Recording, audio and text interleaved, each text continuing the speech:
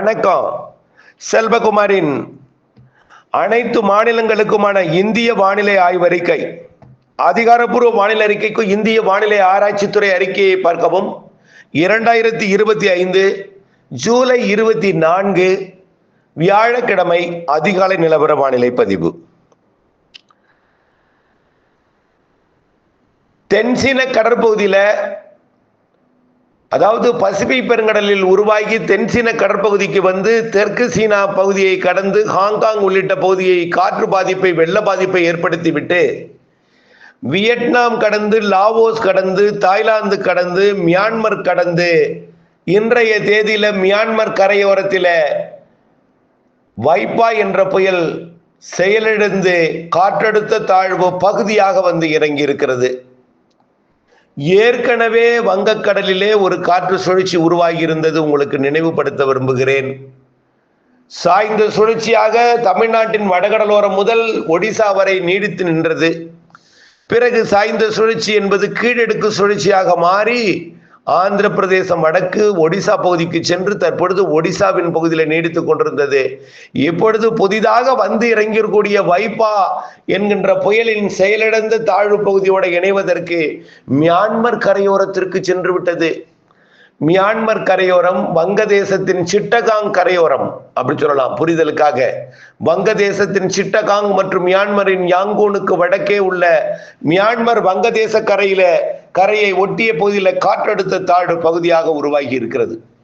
இது இன்றைக்கும் நாளைக்கும் மேற்கு நோக்கி நகர்ந்து நாளை 25ஆம் தேதி மேற்கு வங்கம் மற்றும் வடக்கு ஒடிசா, கொல்கத்தா, பாலாசூர் இடைப்பட்ட பகுதி வழியாக தீவிர காற்றழுத்த தாழ்வு பகுதியாக, அதாவது வெல் மார்க்டு லோ பிரஷராக உருவாகி கரையை கடக்கும்.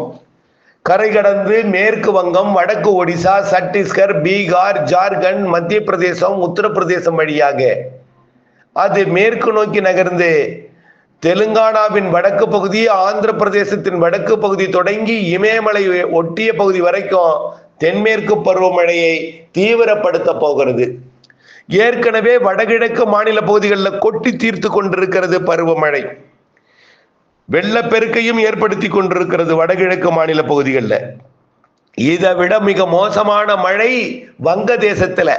வங்கதேசத்தின், அதாவது பிரம்மபுத்திரா எனப்படக்கூடிய நதி வங்கதேசத்தில் பயணிக்கும் பொழுது அது பத்மா நதியில வெள்ளப்பெருக்கு, மூழ்கடிக்கும் மழை. வாய் பேச முடியாமல் தவிக்கிறார்கள் வங்கதேச மக்கள், அவ்வளவு வெள்ளம். அதனை தொடர்ந்து அது மேற்கு வங்கத்திற்கும் மழைப்பொழிவை கொடுத்து கொண்டிருக்கிறது.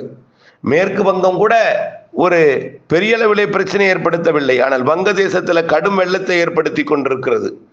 தொடர்ந்து இந்த நிகழ்வு மேற்கு நோக்கி நகரும் பொழுது மேற்கு வங்கத்திற்கும் வெள்ளப்பெருக்கை ஏற்படும். கண்டிப்பாக வரக்கூடிய நாட்களிலே ஒரு பேசுபொருளாக போகிறது வட இந்திய வெள்ளப்பெருக்கு, வட இந்திய தாழ்வு பகுதியோட நகர்வு, அது ஏற்படுத்தக்கூடிய பாதிப்பு. ஏற்கனவே வட இந்தியாவில் ஏற்கனவே நகர்ந்த நிகழ்வின் காரணமாகவும் குளிர்காற்றை ஈர்ப்பதன் காரணமாகவும், அதாவது தென்மேற்கு பருவக்காற்று வங்கக்கடலுக்கு போகுது, வங்கக்கடலுக்கும் வட இந்திய குளிரலையை ஈர்க்கிறது இமயமலை பகுதியிலிருந்து. இரு காற்று இணைவு என்பது உத்தரப்பிரதேசம் மற்றும் மத்திய பிரதேசம் மற்றும் மகாராஷ்டிரா, சத்தீஸ்கர், ஒடிசா பகுதிகளில் இருகாற்று இணைவை ஏற்படுத்தி ஏற்கனவே மழைப்பொழிவை தொடக்கி பொழிந்து கொண்டிருக்கிறது. நாக்பூர் மற்றும் அதனை ஒட்டியுள்ள ராய்ப்பூர், அதாவது சத்தீஸ்கரோட பகுதிகள் மற்றும் ராய்ப்பூருக்கு மேற்கே அதீத மழைப்பொழிவெல்லாம் கொடுத்து வருகிறது. இன்னும் பார்த்தீங்கன்னா உத்தரப்பிரதேச பகுதிகளிலையும் டெல்லி வரைக்கும் மழைதான். டெல்லிக்கு வடகிழக்கேயும் உத்தரகாண்ட் வரைக்கும் மழைதான். உத்தரகாண்ட், டெல்லி, உத்தரப்பிரதேசம், மத்திய பிரதேசம், மகாராஷ்டிரா என்று பல்வேறு மாநிலங்கள்ல, வட மாநிலங்கள்ல மழைப்பொழிவை கொடுத்து வருகிற நிலையில தெலுங்கானாவிலும் மழை. தெலுங்கானாவின் வடக்கு பகுதியில் மிக கனமழை. வடக்கு ஆந்திர பிரதேசத்திலும் மழை. விசாகப்பட்டினம் மாவட்டம் தொடங்கி ஸ்ரீகாகுளம், விஜயநகரம் மற்றும் ஒடிசா, சத்தீஸ்கர் எல்லாமே மழைப்பொழிவு கொடுத்து வருகிறது. இந்த நிகழ்வு இப்பொழுது மியான்மர் கரையோரம் இருக்கும் பொழுதே இப்படிப்பட்ட மழை என்றால், இது மியான்மர் கரையை விட்டு நகர்ந்து மேற்கு நோக்கி நகரும் பொழுது மேற்கு வங்கம் மற்றும் ஒடிசாவிற்கு வந்தால் கண்டிப்பாக ஒடிசா மற்றும் மேற்கு வங்கம், சத்தீஸ்கர், பீகார், ஜார்க்கண்டிற்கெல்லாம் பாதிப்பை ஏற்படுத்தக்கூடிய மழை பொழிவாகத்தான் இருக்கும். இது தொடர்ந்து மேற்கு நோக்கி நகர நகர மழைப்பொழிவு அனைத்து மாநிலங்களுக்கும் கிடைக்க போகிறது. தமிழ்நாட்டை பொறுத்த வரைக்கும் மாலை இரவு இடிமழை பொழிவு தான். தென்மேற்கு பருவக்காற்று வங்கக்கடலின் நிகழ்வு நோக்கி பயணிக்கும் என்பதனால கேரளாவில் நல்ல மழைப்பொழிவு கொடுக்க போகிறது. நீலகிரி முதல் கன்னியாகுமரி வரைக்கும் நல்ல மழைப்பொழிவு கொடுக்க போகிறது. ஆகவே ஆந்திர பிரதேசம், தெலுங்கானா, கர்நாடகாவிற்கும் நிறைய மழைப்பொழிவு இருக்கிறது. இன்றைக்கு 24ஆம் தேதி தமிழ்நாட்டில் மாலை இரவு மழை. பிற மாநிலங்களிலே எந்த நேரமும் மழை பெய்யலாம். அந்த அளவிற்கு வானிலையில் பெரிய அளவிலே மாற்றம் ஏற்பட்டு கொண்டிருக்கிறது. வடகிழக்கு மாநிலங்கள் தொடங்கி பாகிஸ்தான் எல்லையோரம் வரைக்கும் இந்த நிகழ்வானது வட மாநிலங்களில் வெள்ளப்பெருக்கை ஏற்படுத்த போகிறது. தெலுங்கானாவின் வடக்கு பகுதி, ஆந்திர பிரதேசத்தின் பெரும்பாலான வடக்கு பகுதிகள், ஒடிசா, சத்தீஸ்கர், மேற்கு வங்கம், ஜார்க்கண்ட், பீகார், இமயமலை ஒட்டிய ஒட்டுமொத்த பகுதி உத்தரப்பிரதேசம், அண்டை நாடுகளிலும் பூட்டான், நேபாளம், வங்கதேசம் உள்ளிட்ட அண்டை நாடுகளுக்கும், அதே போல தென்னிந்தியாவின் வடக்கு பகுதி, அதாவது கர்நாடகாவின் வடக்கு பகுதி, மகாராஷ்டிராவின் ஒட்டுமொத்த பகுதி, தெலுங்கானாவின் ஒட்டுமொத்த பகுதி, ஆந்திர பிரதேசத்தின் பெரும்பாலான வடக்கு பகுதிகள் மற்றும் மத்திய பிரதேசம், உத்தரப்பிரதேசம் மற்றும் அப்படியே படிப்படியாக 25, 26 தேதிகளில் அது மேற்கு நோக்கி நகரும் பொழுது மகாராஷ்டிரா, டெல்லி, உத்தரப்பிரதேசம், மத்திய பிரதேசம், பாகிஸ்தான் எல்லையோர அனைத்து மாநிலங்களுக்கும், அதாவது இந்த நிகழ்வு நாக்பூர் உள்ளிட்ட பகுதிகள் வழியாக அப்படியே, அதாவது நிகழ்வு நகரும் இடம் வந்து உத்தரப்பிரதேசம், ஆனால் இரு காற்று இணையும் இடம் வந்து மகாராஷ்டிராவாக இருக்கும். அதனால நாக்பூர், அவுரங்காபாத், அஜந்தா, எல்லோரா, ஷிரிடி போன்ற பகுதிகளுக்கு நிறைய மழைப்பொழிவை கொடுத்து கொண்டே இந்த நிகழ்வு மேற்கு நோக்கி நகரும் பொழுது இமயமலை அடிவாரம் முதல் அரபிக் கடலோரம் மும்பை வரைக்கும் நிறைய மழைப்பொழிவை கொடுக்க இருக்கிறது.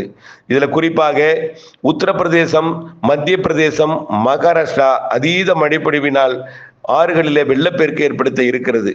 பிறகு இறுதியில 28ஆம் தேதி இது குஜராத் மற்றும் ராஜஸ்தான் வழியாக மேற்கு நோக்கி நகர்ந்து 29, 30 தேதிகளிலே பாகிஸ்தான் பகுதியை நோக்கி நகரும்.